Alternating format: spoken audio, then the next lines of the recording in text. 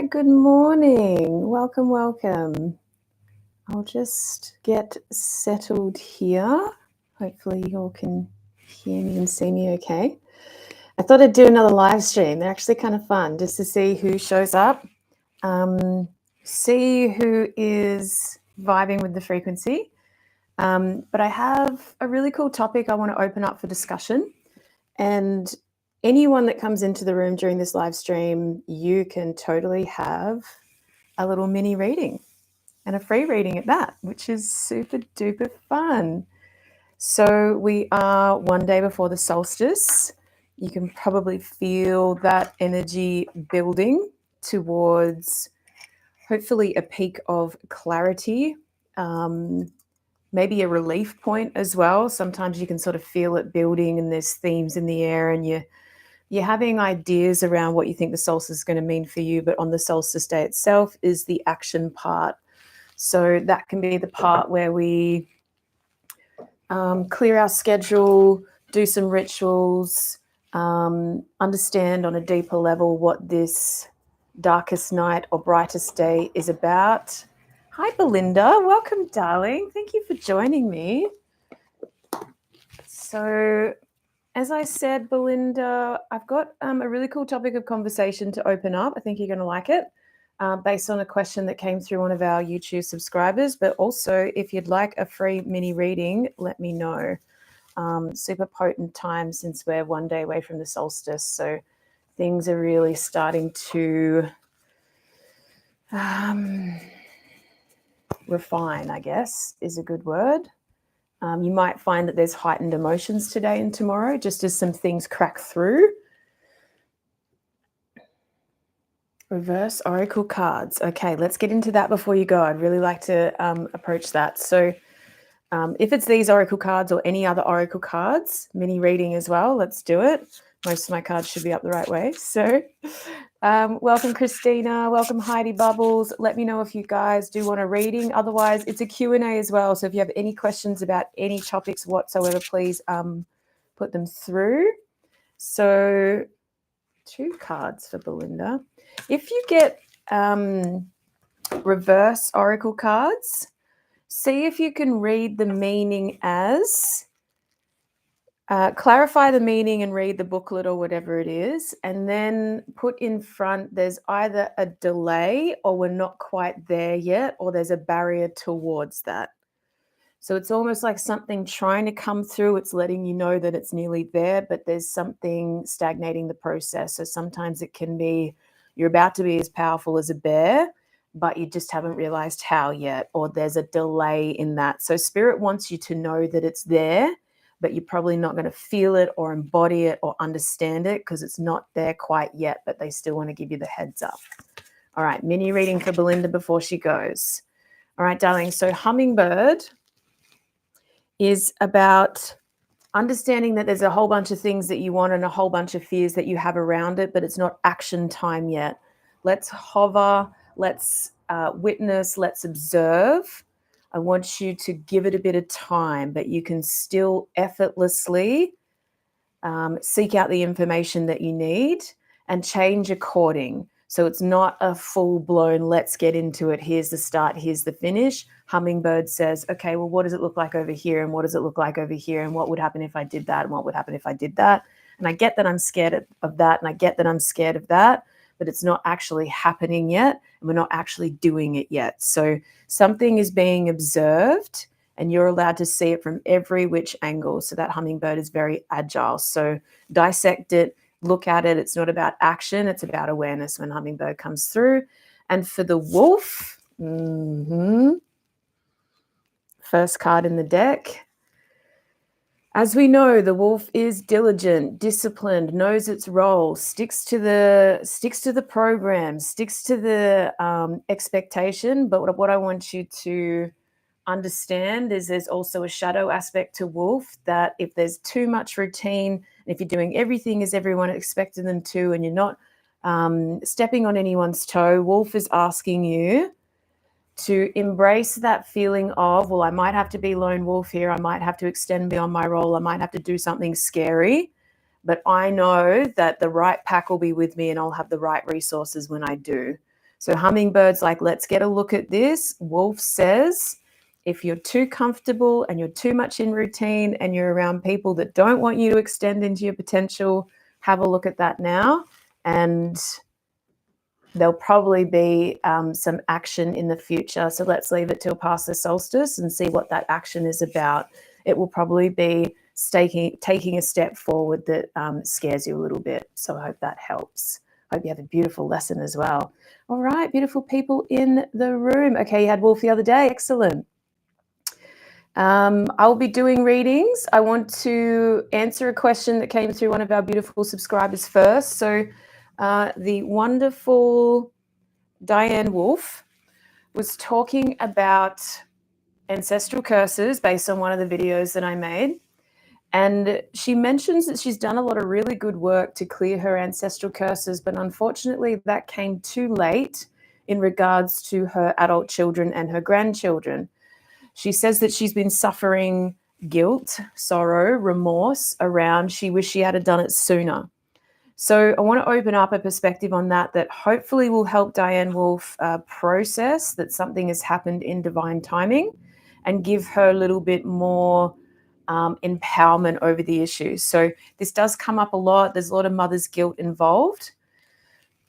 When we are understanding and clearing ancestral curses as shamanic practitioners, we clear for the person next to us, so the person who is our client.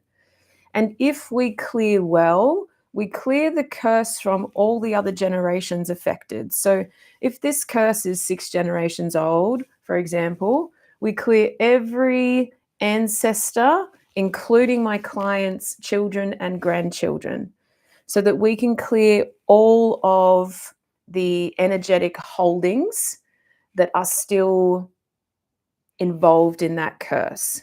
Now, this is the interesting part. Even though we've cleared everyone, which means they're not going to unconsciously live out that curse and bring a whole bunch of bad luck to themselves, there is still the imprints and the memory.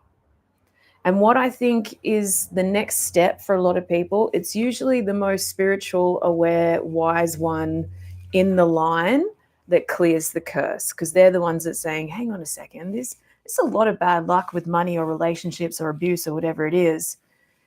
Have I been taught this? Is this ancestral? Can I clear this? And they can, and we can do that for them. But then it's about having discussions with your loved ones around the depths and the details of where that came from, and trying to understand how it plays out, and trying to give autonomy and conscious choice back to your children and your grandchildren as well. So even if it's really about telling stories, that's why telling stories was so beautifully potent, particularly in ancient times, because it told stories that taught even children about the way of the world. So why not make up a story that says there used to be this awful curse that meant that none of us were good with money, or we all had gambling problems, or we're all alcoholics, or whatever it was. And it really took one person in the family to learn so much from it, they could clear it. And then they cleared everyone from the burden of that. And now we have this opportunity where we get to choose. So just because the curse is cleared doesn't mean that everyone miraculously wakes up and says, oh, I don't think I'm going to gamble anymore. It's more that the unconscious hooks and the edge and the timelines have cleared, which only gives them conscious choice. So they're more likely, let's say your adult children and your grandchildren, when they get older, they're more likely to say, hang on a second, is this a good choice for me? Or is this a choice that some of my predecessors did and it didn't work out for them? But if they don't know the stories and they don't know how it affected your life, and they can't make that conscious choice well. So when a lot of my students find out about their ancestral curses and they start clearing for their loved ones and their family members, we implore them to talk to their family members about it. So, what do we know about this ancestor 4 generations ago? What do we know about his bad luck or her bad luck? What do we know about what started it? What do we know about people's trauma? What do we know about these habits and these behaviors that are passed down? And get into the nitty-gritty of, it didn't work out for them. I'm deciding it doesn't work out for me. I clear the curse for me, but unless you have a very skilled shaman or someone else working on the lines for you, in our culture, because it's not so normal that we say, hey, I went to see a shaman and they cleared this curse, we're all now free, and everyone believes it, because belief systems are a big part of this. And a lot of spiritual people in ancestry are the lone wolf, the black sheep, whatever you want to call it, and they're not believed. So you say, look, I've cleared this curse, we're all going to be fine. And maybe your children, your grandchildren go, yeah, whatever. But what if we talk to them in language and terms that they could understand around, these are the mistakes and the pitfalls of our ancestry. This is what is ingrained in our default programming. This is what gives you a higher tendency towards addiction and things. I want you to be very careful when you make those choices, because someone that is going out for a couple of drinks that comes from 8 generations of chronic alcoholics is so much more vulnerable in that situation than someone that came from people that never drank, because there's a predisposition in the line for that person to use that as something that they're trying to get away from that curse. Does that make sense? So that person needs the knowledge and the awareness to know, I have a predisposition towards addiction. There's nothing I can do about who my ancestors were and the mistakes they made, but I can have autonomy and awareness around, how risky is this for me? Am I aware of the ramifications? Do I want it to go the way it did for mom or grandma or whatever? And am I taking responsibility for that? So the big key with clearing curses is taking responsibility for where that ancestry lies. So knowing that on a grander scale, we chose the conditions of this incarnation, we chose our ancestors, we chose it all, but it doesn't mean, or it doesn't make it fair, that I can't go into a bar and have a couple of drinks like everybody else. But if I own it and I take responsibility for it and I have the information around it, I can make sure that I'm a pivotal part in that clearing, like say my mum was or my father was or whatever. So if my mum clears a curse for her and her generations, she gives me the option of choice. She doesn't give me the opposite of the curse. She doesn't give me this ability to never get addicted to alcohol or this ability to never want to gamble. She provides a barrier for me where I can go, oh, mum changed her life. That's interesting. The stories I've heard were that everyone was different before her. It still means I have somewhat of a predisposition, but if I have enough knowledge and understanding and I can talk to the person that broke the curse, I can actually sit there and think and listen with them around if I want to be part of the clearing or if I want to be part of that predisposition, because a lot of curses take a few generations to fully shift. And it's those pivotal couple of people in those generations that make the change. And I'm sure Diane Wolf is being a positive example of that clearing. And if even your adult children can see that you changed something, but please be vocal about it. You don't have to bark it down their throats. It's more just, the people that came before me predispositioned me to this abuse or this addiction or whatever it was. And I believe that it's up to me to change that and say that it stops with me. But I just want you to know that you have a predisposition and that curse was alive for a very long time. And this is the ways that I've helped to get us out of this. The traditional shamanic way would be that the person that lifts the curse, if they want to do better by their karmic line, so if they want to do better by their children and their grandchildren, they still make offerings very often to their ancestors, to their guides, to say, I still want to offer you this abundance, this gift, so that you can help my children and grandchildren. Because maybe someone down the line did some very dirty things, some very dark things, as the ongoing generations we still feel the ramifications of that. So we can even make offerings for our lifetime to keep the bad, I'm using good and bad because it's easier terminology, but any negative effects from what that ancestor put in motion, we can make offering to our guides and to our spirits to say, please let it stop with me. Here is a gift to you to help the fortune of my line and my children.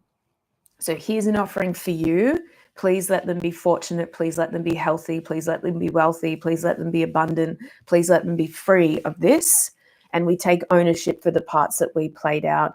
I think doing something and understanding it and passing down wisdom is the way that we can get through that guilt and that remorse. And it's really about telling stories to your children and grandchildren about where they came from, what happened before them. A lot of us don't have that information.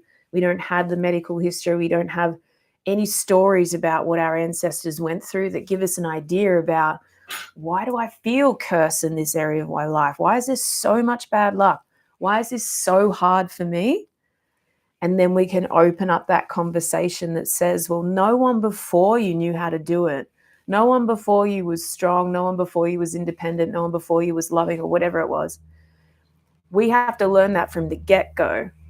But there can be blessings as well through the lines. So if there's blessings through the lines, it means your ancestors did do well in those areas. They were strong enough. They had the ability to provide their own abundance, to work on their health and all that. They comes through as blessings. And all you need to do, if you want the same blessings, is do as they did.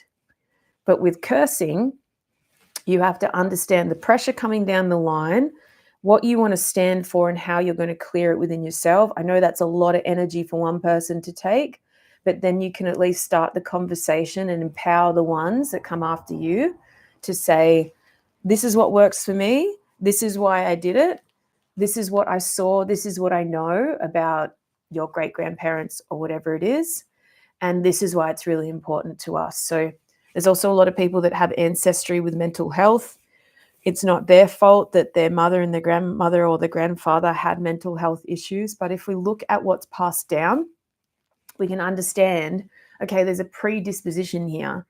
There's a tendency for trauma to then express as addiction, mental health patterns, whatever it is. Therefore, I am likely, if I do everything my ancestors do, I am likely to follow the same path. That's what generational stuff does. It's meant to set us up for being strong and wise and wealthy, right? But sometimes it sets us up for failure and sorrow. So we take the bits that we like, we look at the bits that we don't like, we understand that we have power as spiritual people to clear curses, and there's a few different ways you can do that. And then we work on changing the lines and healing that. And the best way to do it is heal it within yourself. When I am traumatized or when I go through trauma, I choose to express that in a healthy, safe, loving way. And sometimes that is, instead of passing down the line, we're all broken, you're unworthy, you're not good enough, don't bother, don't try. We pass down the line. You know, sometimes things happen to us that we have no control over. However, it's what you do with those events. It's what you do with that part of your life that really counts. And just so you know, there's this flare in the family that I want you to be aware of, and you get to choose whether you're going to work towards that flare or not. And that brings everyone into conscious choice, but we need to have the info to make a good choice. So that would be my answer for that. And sometimes our people in our family don't want to go get clearings. They don't want to clear their own curses. They don't want to be in charge of that. So sometimes we just have to let that be as well. So some people don't want to change their cursing. Some people are attached to suffering. So for Diane Wolf, I'd say, well done for clearing it, because you've given your children and grandchildren the best possible opportunity to make conscious choice in their lives, but it's up to them whether they wake up or not, and it's up to them whether they ask you for help or not. But you can be an open book for, if you ever want to know more about your family or where this stuff comes from, please come and chat to me. I'm available, I'm here, and I want you to know as much as you need to know to make those conscious choices. So that open communication line, I think, is really important for our culture, because we don't have this automatic trust in spiritual healing, I guess, particularly in the realm of curses. So I hope that helps. Any other questions in the room? Otherwise, a couple of mini readings going out.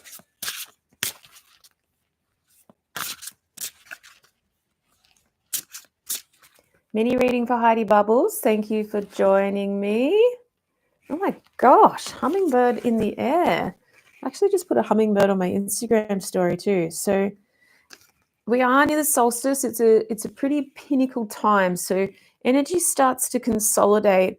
And when we get to that darkest moment, sometimes something can reveal, or it just feels like a density in sitting in something shadowy. So with hummingbird, whatever it is you're sitting in, whatever it is you're trying to digest, or whatever the problem is, say the problem is here and you're looking at it face on, and you always look at it face on. It's like, this is what it looks like. Hummingbird says, what does it look like from this perspective, and this perspective, and this perspective, and this perspective? So what does it look like from someone else's perspective? What does it look like from my guide's perspective? What does it look like from my past self perspective? What does it look like from my future self perspective? And get way more information out of the problem than you ever have before, because hummingbird has that ability. We lock onto a point of view when we're scared of something, but this is a more creative energy, and it's effortless the way that they move. They are looking for nectar at all times. What we're looking for here is the nectar in your problem. So what is it that I need to see so that I can unlock this problem, particularly if it's a long-standing problem? So making sure you're getting those different perspectives, that always really helps me. Sometimes talking to people about the problem helps, but if not, sit in meditation with your guides and see if you can visualize or understand through your senses what it looks like from many different perspectives. So when I started this work, it helped me to understand, like, what does it look like from a parent's perspective, and from a friend's perspective, and from my partner's perspective? How do they see it? Which means you got to get your ego out of there, but it really helps with that hummingbird medicine. So I actually imagine that fluttering bird, just looking at it from all different angles, looking for anything juicy that we need in order for you to solve the problem, find a creative solution, move forward, effortlessly approach your fears rather than charging at them, which can be, we can just charge at the same thing over and over again. And we have plenty of force and we try really hard, but we're not trying based on all the information. So that can be quite a stubborn, rigid way to do it, which we would approach if we got like the buffalo or a bear or something like that. So how do I pronounce your name? Is it Narak? Isadora? Either way, I love it. Thanks for finding us. Found me a couple of weeks ago. Love the content, energy, inspiration. Great. I'm so happy that you're here. I'm going to give you a mini reading for sure. You've been talking to your grandmother and mum about certain emotional mental patterns in the lineage, but I feel it's up to how much willingness there is to look at the patterns. Yeah, 100%. And it's difficult stuff, the generational stuff. They don't want to admit that there's problems. And this is the problem with the generation before ours that didn't want to talk about anything. But as they get into their elderly phase, I find they're a little bit more vulnerable and they open up a bit more, because then they really want to discuss what happened in their lives. And there's a less of a rigidity in what it means, because at the end of your life, you're a little bit like, well, it turned out all right. And I think they're a bit more willing to talk about it. So certainly craft your words well. I wouldn't be using curses, trauma, anything like that. I'd be asking curiously around, what did my ancestors love to do? And what did they find hard to do? And was there any big influencing stories there, or did anybody lose anyone? That can give you big keys about what actually happened. And you're looking for the keys of how do people deal with loss, trauma, and failure, because they usually set up as the strongest curses, which is what they send down the line: belief systems, habits, addictions, thought forms, entities, demons, cursing, all of that sort of stuff. So, Narak, if that's it, I'm going to have to get you to help me pronounce it. You got the dugong. So, dugong is a lovely creature.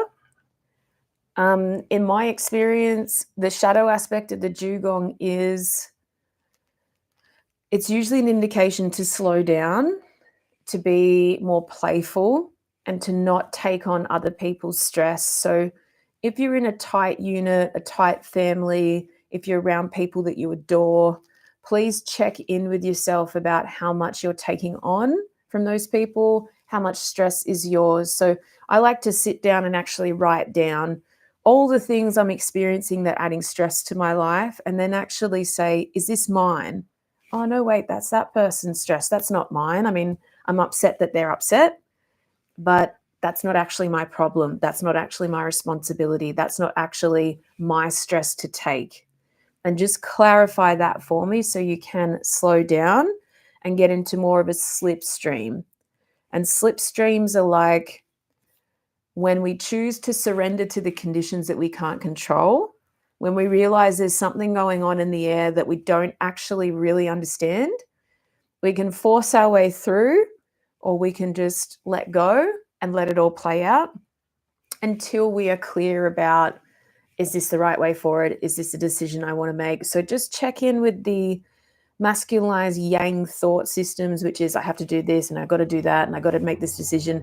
Sometimes it's really good, particularly when dugong comes through, to just take your hands off the steering wheel for a little bit, glide into it, see what happens. Take responsibility only for your own stuff, make that conscious choice, reduce the stress levels, and see what plays out. So that would be my take on dugong for you, darling.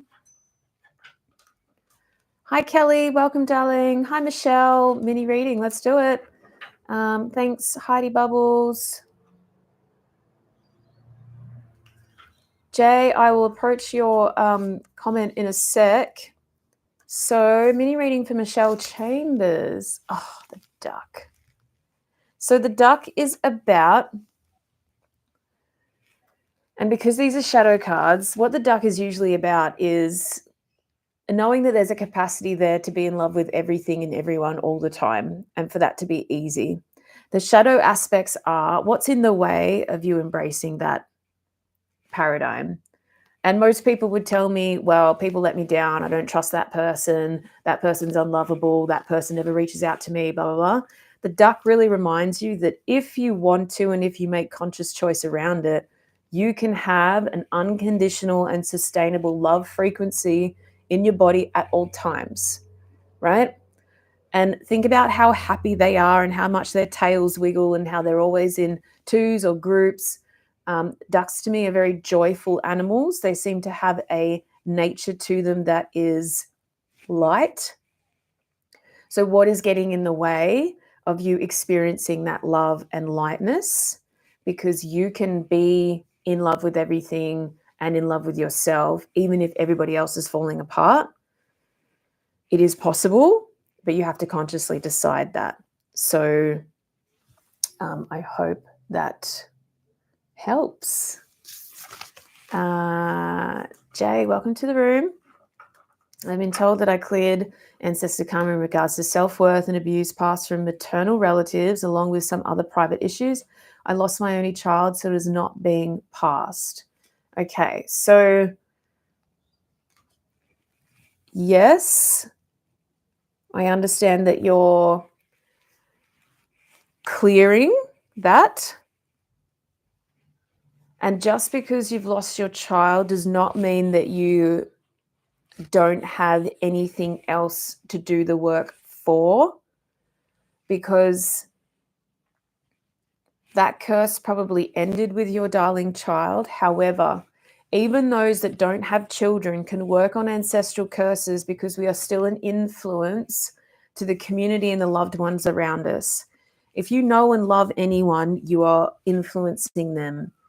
So the old school way is only to be obsessed with ancestral paradigms. So that was the primary force back in the day, which was like, everybody has children, everybody passes it down, we all survive together. But now we seem to be breaking ancestral curses and trauma for the sake of humanity, for the sake of our community, for the sake of all men, for the sake of all people that have lost a child. It's like we can now branch out and be a example of what it means to have sovereignty and conscious choice around what we're going to take on and how we're going to pass it down. But remember, you don't need to pass it down to children. If you're a teacher, you're influencing children all the time. If you are in community groups, in friendship groups, if you have hobbies, you're still an influencing factor. So holding for you the healing of, I choose not to take on those shitty self-worth issues and that tendency towards abusive patterns. I decide that that stops with me, and I'm going to work really hard at it. And I'm sure you were a positive influence on your child anyway, but that still changes the generational lines. And how you deal with even losing your child speaks so loudly towards an example that other people can follow, right? So it's not what happens to us, it's what we do with what happens to us. We got to work with what we get, not for what we hoped for. We've got to understand that there's so much more effect and influence rather than just who we're passing it down to. If you think it on a frequency level, we're all improving our frequency to improve the frequency on the planet. Why are we doing it? So we can be a positive influence and a positive change in the world, or at least get through the human incarnation with a sense of purpose. So I think the times are changing now that our only purpose was to survive and have children and survive and have children. Now it seems to be a conscious choice how we thrive, and if we want to pass down those generational problems, and how we choose to live in sovereignty around what we've learned. So for you, it's really about, well, what would someone of really good self-worth that says no to abuse, how would they live, and what kind of life do I want? So I think even the awareness and the consciousness around that will improve your life for sure. That loss is big, that grief is huge. So please be kind to yourself and get as much support as you need. But I still think you've done really good work is my answer.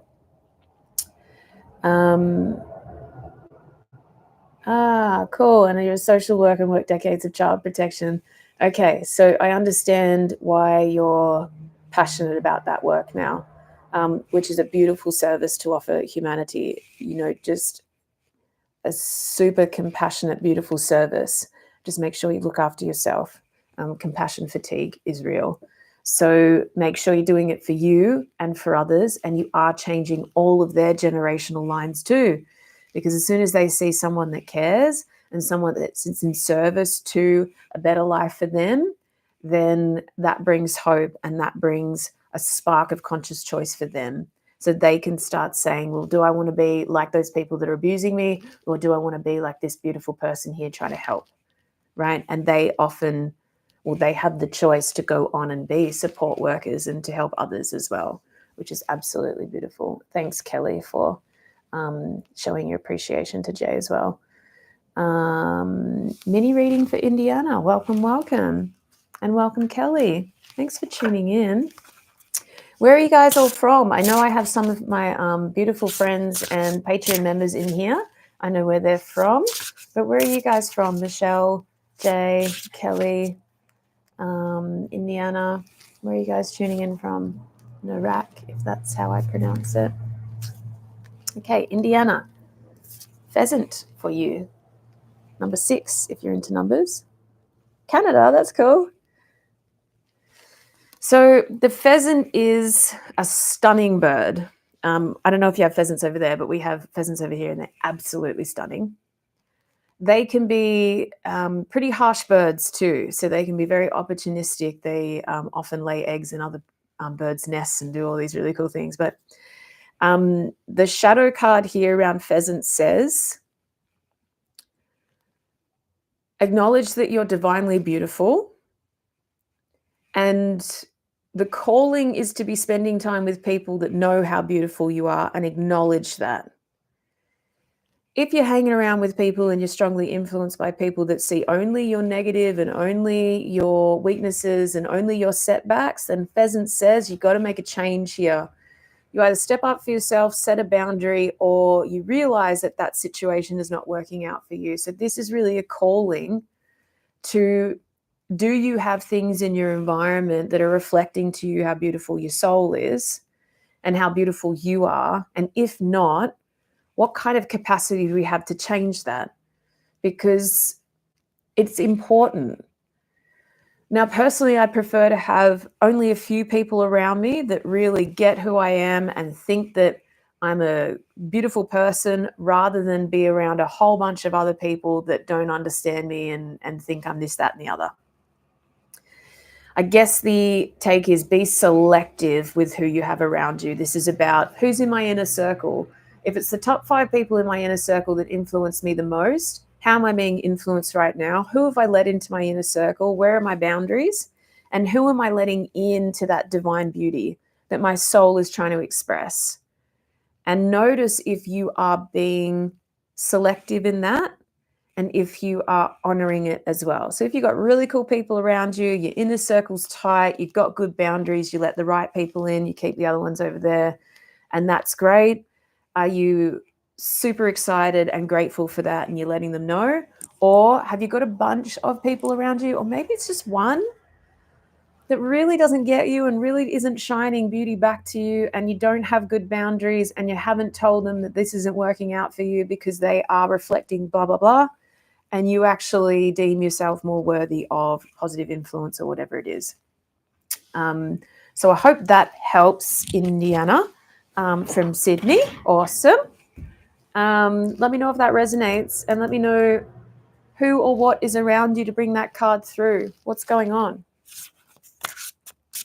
Jay, of course you can have a mini reading. Thank you for asking. I'll hope to do a lot more of these as well every month. So that'll be awesome. Yes, thank you. Good. All right, Jay. The buffalo. Very strong creature.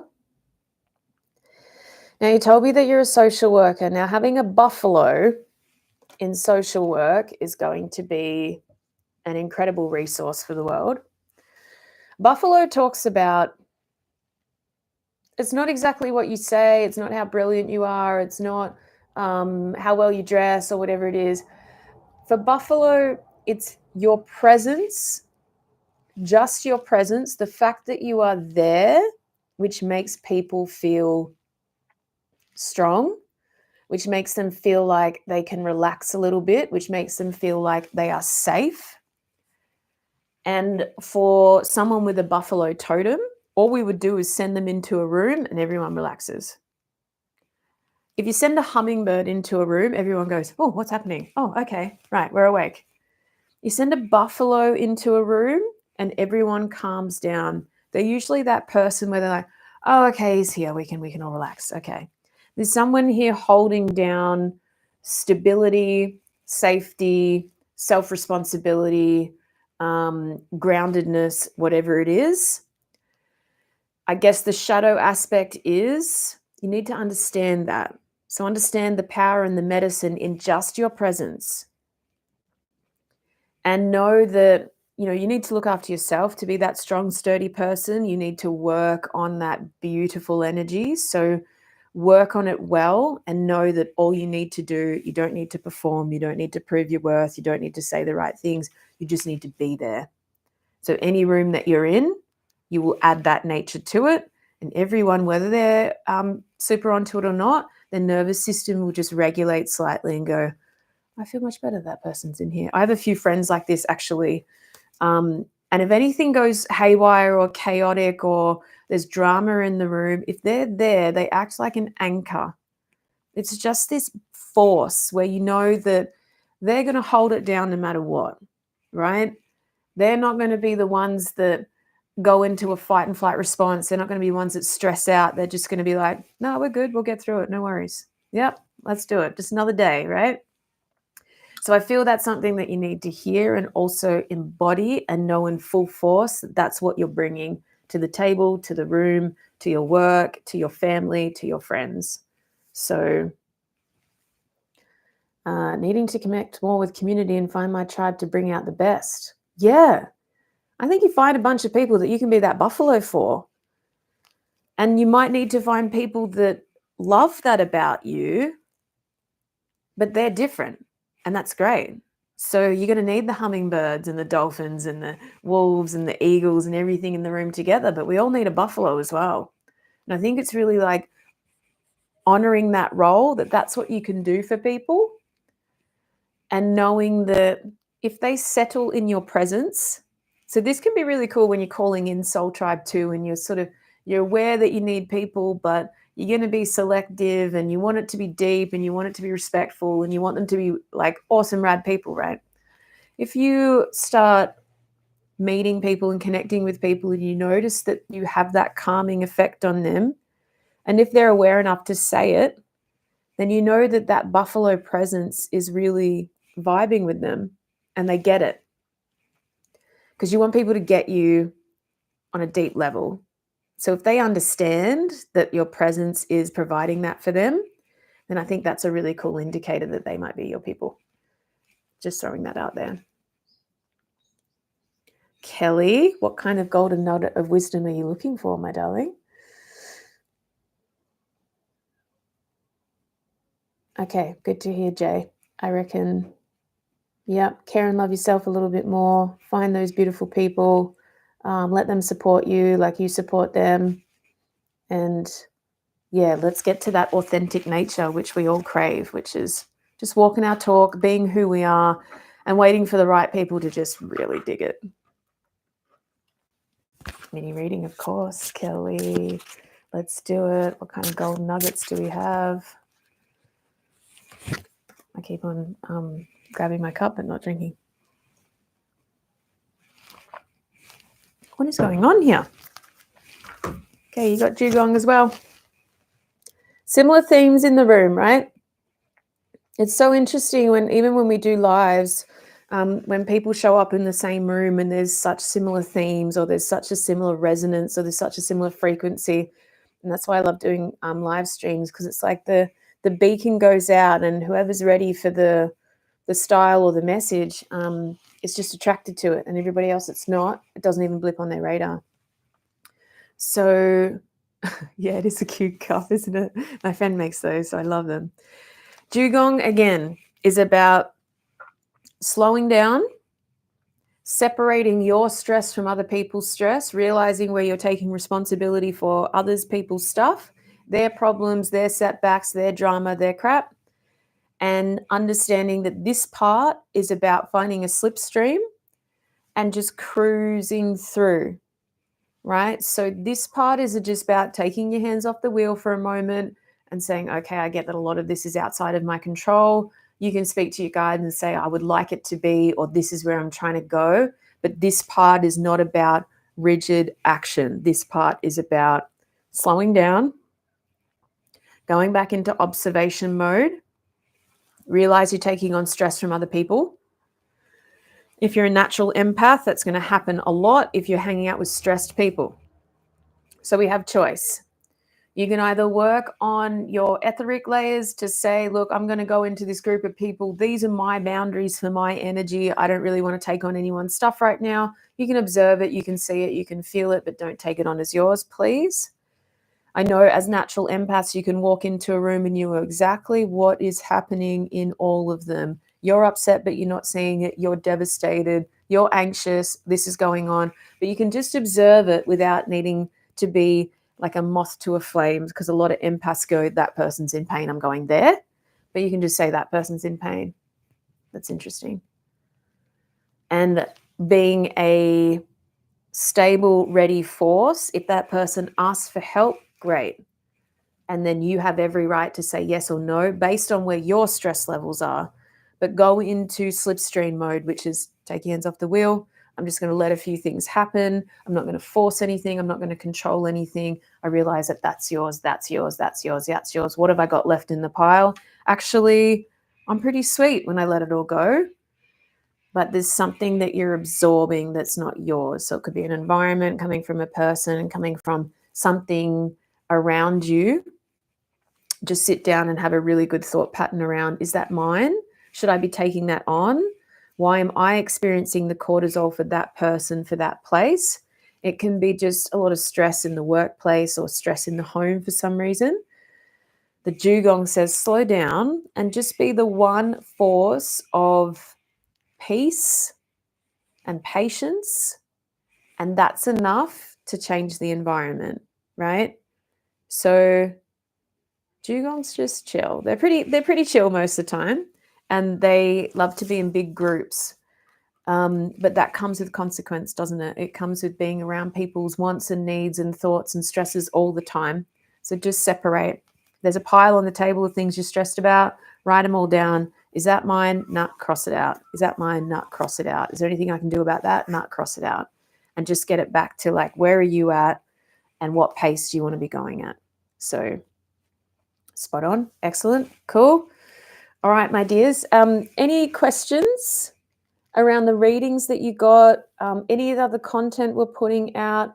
We do have a bit of a thought form conversation arising around ancestral curses, how that's passed through the generations, how you can clear it, and how you help clear your loved ones too. Is there any questions around that topic of conversation? And I also will take some requests. If you have any requests for content that you'd like me to make, conversations you'd like me to open up, videos you'd like me to do, books you'd like me to read, chuck it in the chat bar. I'm super open to all of that. Just really happy to serve you guys, and I really appreciate you tuning in and being really open and honest and courteous and respectful here. So that's really beautiful. And thank you for sharing some big stories as well. And I hope Diane Wolf can see this too.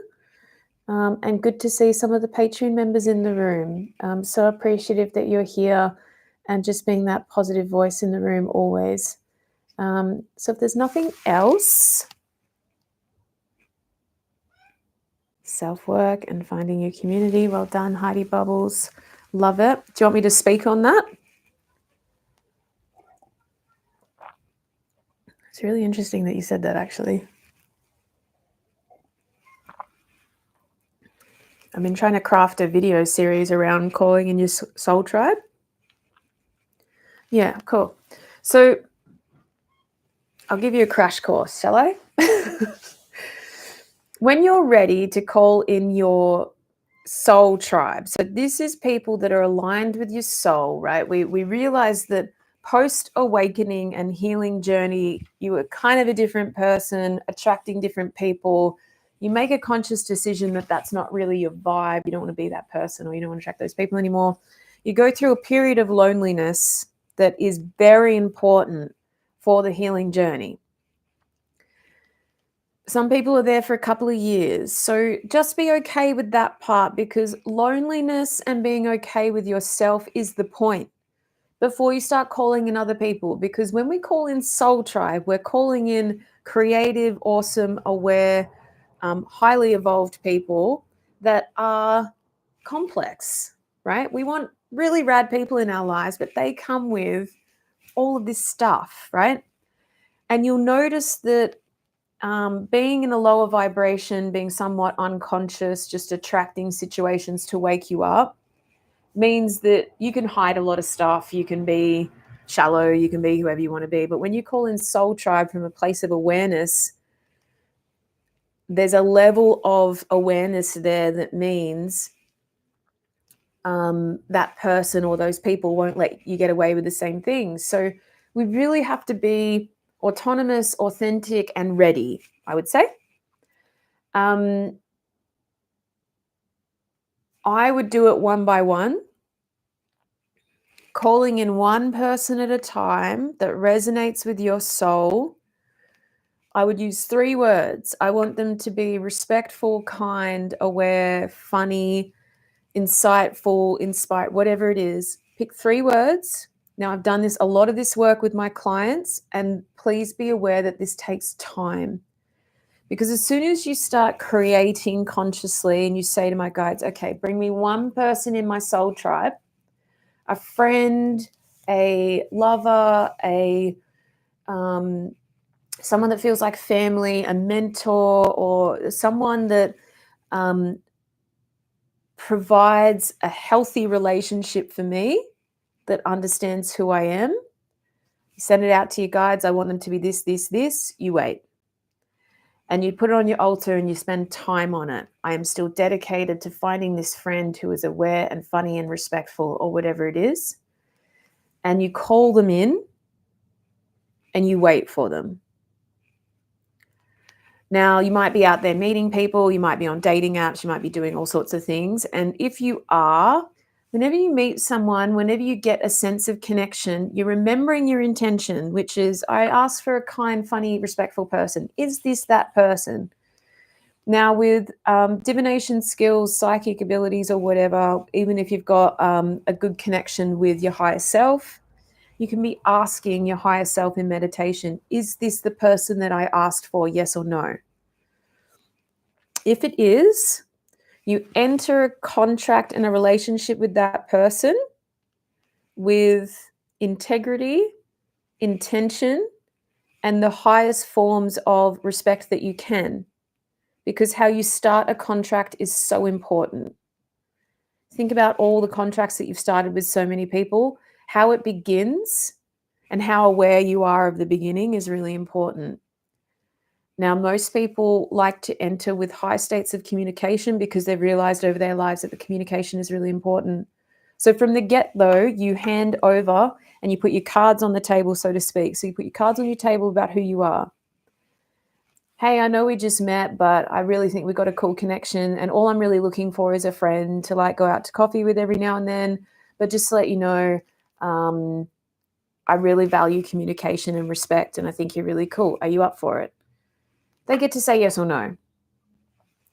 Rather than pretending and waiting for people to initiate, it's really like, I've been asking the universe for this friend, and you show up 3 months later, and I'm fully committed, but this is who I am. Yeah, I'm someone that would work on friendship for 3 months. I'm someone that would read books about how to make this better, or whoever you are, but we treat that person with respect, and we go in with as much integrity and intention as possible. And we realize that soul connection takes investment. So we have to work on our trust issues. We have to work on our communication. We have to work on our boundaries. We have to work on not making the same mistakes as we made before. So even when it's friendship, if there's no communication, there's no boundaries, there's no ability for that person to take responsibility for who they are, then that's my indications that it's not the relationship I've been working towards. So if I say like, hey, I'd really like to see you, but my boundary is that I only have this amount of time, or that I don't really like going out to bars, or I don't want to talk about this subject, and that doesn't register and they can't meet me where I'm at, then I would say, okay, well, it's not a match for me. Because if that basic conversation can't be held, then I know that the work that I've done is more important than just a quick fix friend scenario. Does this make sense? So if you're in the loneliness bit, you're going to be in there as long as it takes for you to be ready for the right style of connection. So if your guides are looking in and saying, I know she's lonely, but if we send her someone, she's likely to repeat toxic behaviors, whether it's codependency, attachment, overgiving, under receiving, love bombing, whatever it is, They want to wait until you're confident and well and loving of yourself enough to have boundaries, to have autonomy, to have sovereignty, to have all those things that we need in healthy relationship. And we bring it to the table, the ability to say like, hey, I don't think it's really healthy that I really need to talk about this thing and you gaslight me straight away. Can we get around this? And it doesn't mean you have to talk like that, but I think ask yourself if you're actually ready for soulmate territory stuff, because soulmates have the ability to wake you up very quickly and it can be chaotic. It's depth that you've wanted your whole life. And this doesn't have to be lovers, friends, associates, collaborators, distant relatives, peer groups, mentors, coaches, whatever. If you're not ready for the depth and the healing involved, then be honest with yourself that right now it's actually better that it's just me and me, because I've done so much work and I'm doing well. Loneliness we can work with. Loneliness, once you're used to it and you accept it as part of your awakening journey, actually becomes a comforting force that you're doing something that's really important.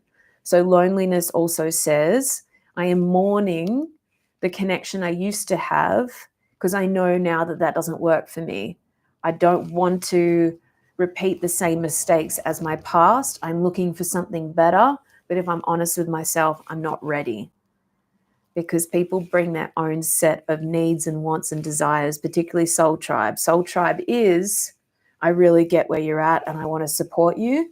Here are my boundaries. Here's my communication style. Here are my setbacks, my weaknesses, and my shadow tendencies. Here how I'm likely to sabotage the connection. We need a lot of support to go into soul tribe territory to maintain it and sustain it. So I want to give you a snapshot of the work involved. One day you'll be there and everyone around you will just signal to you how wonderful you are, and there'll be depth and there'll be respect and there'll be abundance. But right now, if you're in the loneliness phase, you're still awakening. And we don't want to run the risk that you go out and repeat the same mistakes and end up in a loop or a pattern of, fuck, I can't believe I did it again. Why am I here? I'm always here. We want to sit in all of the learning and all the growth first. In that space after profound awakening. That's excellent, Jay. Well done. Yes, yes. Everyone agrees. Yes, cool. So I love that clarity, Heidi. I'm okay with being alone as I prefer to be by myself rather than with people not on my vibration, right? That's a beautiful place to be. You're deciding that you would be better off without a lot of people that are distracting you, traumatizing you, being toxic forces in your life. You don't want to go out and just hang out with someone for the sake of it, because you're probably likely to come home and go, that didn't feel good. I don't like that. Sit in that. It's going to be longer than what you had hoped for. And remember, the other stuff is just your ego saying, oh, well, I should have more friends, or I should have a loving partner, or I should have this by now. Please delete all of that. You're exactly where you're meant to be. Your guides are watching. They know when you're about to be ready. They'll start opening the door.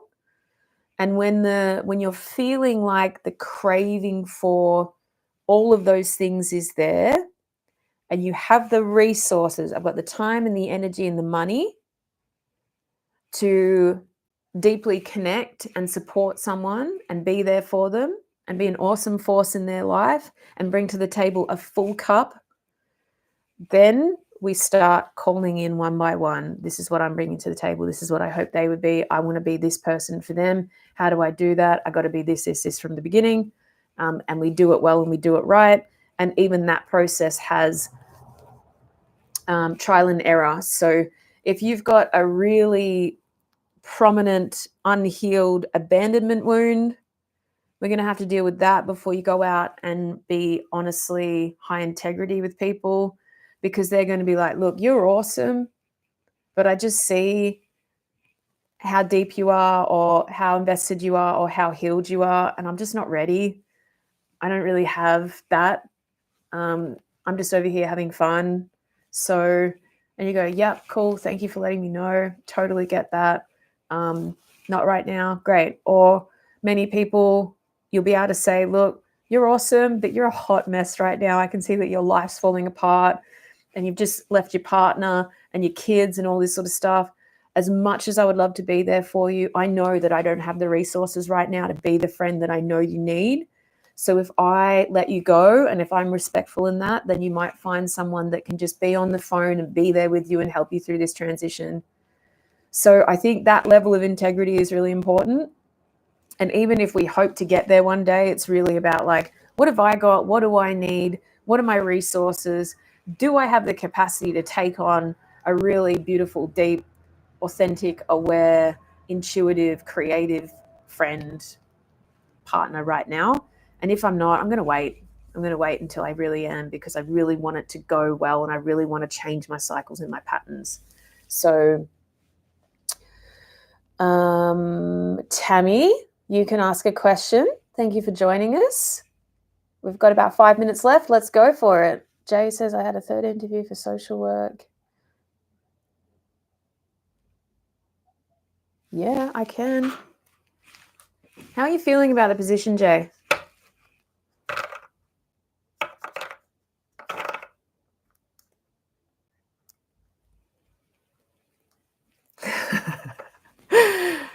Yeah, we get that a lot. I was told by my guy to not go out and go looking for your tribe. They will come to you. And strangely enough, they do. Because when you like go out and you're like, yeah, I'm going to find a friend. I'm going to go to this gathering. I'm going to go to this thing, and you're vibrating it. Send me a friend. Sometimes your guides don't want it to be in your egoic terms, but then you'll just be walking along the street one day and you'll bump into someone, and that starts something more beautiful than ever you could think. So there is an element of sit back and trust and surrender. You put the vibes out, you tell your guides, hey, I'm looking for my soul tribe, I'm ready. We sit back and we allow it to happen, and we see who comes into our sphere. Because if we force everything and we go out and say, hey, I'm going to find my soul tribe, we're not actually trusting in spirit. I think the work can be done as like, I'm ready for when they show up. And we lose control over making them show up on time or making them show up in a certain way, right? We just remain open and prepared.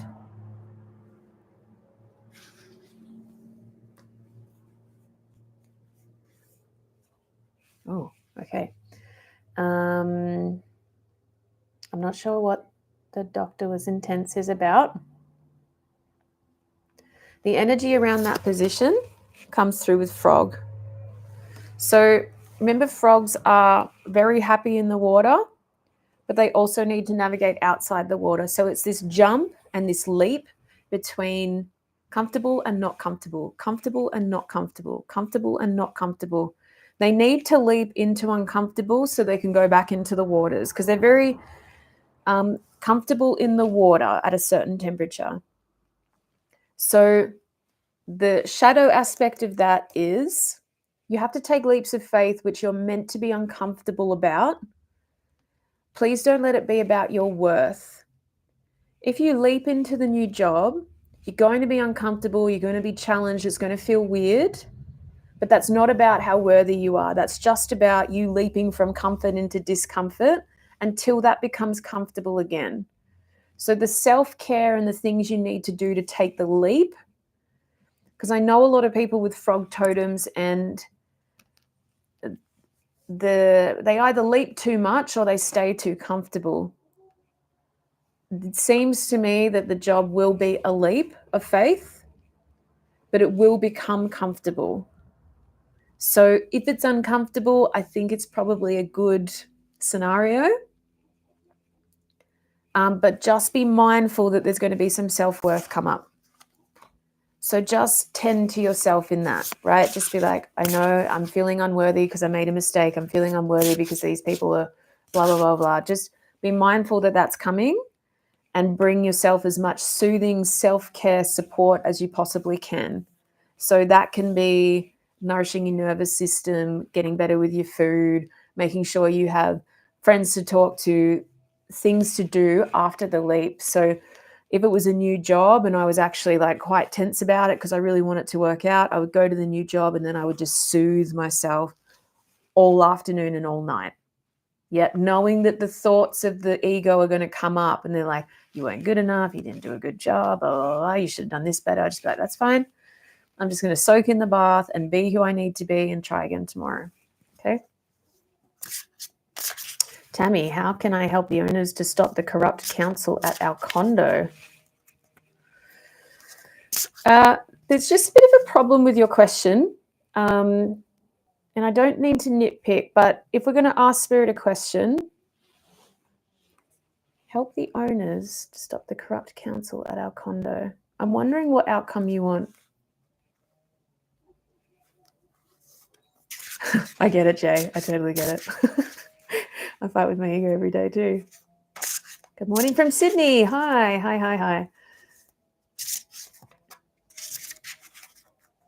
Oh yeah, I think it feels good, Jay. Just gonna be outside of your comfort zone. So you and your ego need to make friends before you go in there. Tammy, I'm gonna pull a card for you. For something you need to know so you can help the owners stop the corrupt council at your condo. I feel there's a tense situation going on there. I want you to know outcome to remove them from council. Black Cockatoo talks about permission and worth coming from within. So know you are worthy of, know you are powerful enough, know that you have everything that you need to make the situation work in your favor. So align your intentions. I want you to set an intention and ask your guides, this is what I want. And make sure that that intention and the outcome is based on good deeds, the best scenario for many, and knowing that you will be grateful and understanding of the abundance if it comes. So Black Cockatoo says you got everything that you need, but you have to believe in yourself. You have to give yourself permission to know you can have and want and desire something. Then once you know and you realize how powerful you are, you bring all forces to the table. So if it was a client or a student of mine, I'd say, well, what do you want? Do you realize that you're worthy of it? Talk to your guides about what you could get or achieve if you got the outcome that you want. So we don't say like, hey, I want a bunch of money. We say, if you could allow the money to come into my life, I would really love to do this good thing and this good thing and this good thing and this good thing. Even if it's, I'd love to get a better car so that I can be more calm, so I can be working harder at my job and looking after the people around me and doing good things for humanity or whatever it is. They want to hear that if they clear the path for you, that you have a sense of care and love and abundance and truth for more than just yourself, right? Any egoic wants, if we say like, I want it to work out because fuck that person, I would be worried about the energetics of that, because they're going to be like, is this a revenge plot? Why am I opening this up if she just wants to? But if you say, if I get to that outcome, I believe that I can be confident and abundant enough to be kind and to be the best owner of that land or the best caretaker of that house or the best person in this community or whatever it is, and I'm dedicated to that. See the difference in the intention? So if it's to remove them from council so that the council can become a better force so that they can do better in the world, then you ask for the negotiation of, this person's really letting the situation down, and I believe and I'm dedicated to an outcome that benefits most, and this is what I'm asking for. Make sense? All right, lovelies. Thank you for joining me. That was super duper fun. There'll be heaps of videos coming out. At the start of the month, I'm going to go back to doing the astro readings. They're free. We just want to give them out to you guys to serve whatever you need. And then the live stream will happen the middle-ish of every month. So pay attention to that. We'll do our best to put out some content around when the live streams are coming up. But otherwise, if you're not following Instagram or Facebook, jump on there and give me a follow there too. My personal page is Heather May Layton on Instagram, but we also have the Ankara Academy on Instagram. So find me there. And if you love readings and you love this kind of style of content, we do this all day long on Patreon, but we do it with structure. We give you challenges, live streams, coaching sessions, book clubs, forums, so that we can really get through that spiritual awakening and healing journey for you guys. So I love you all so much. Thank you for tuning in from Sydney and Canada and everywhere else. And I hope that helped. And I will see you again soon. Bye. Love you.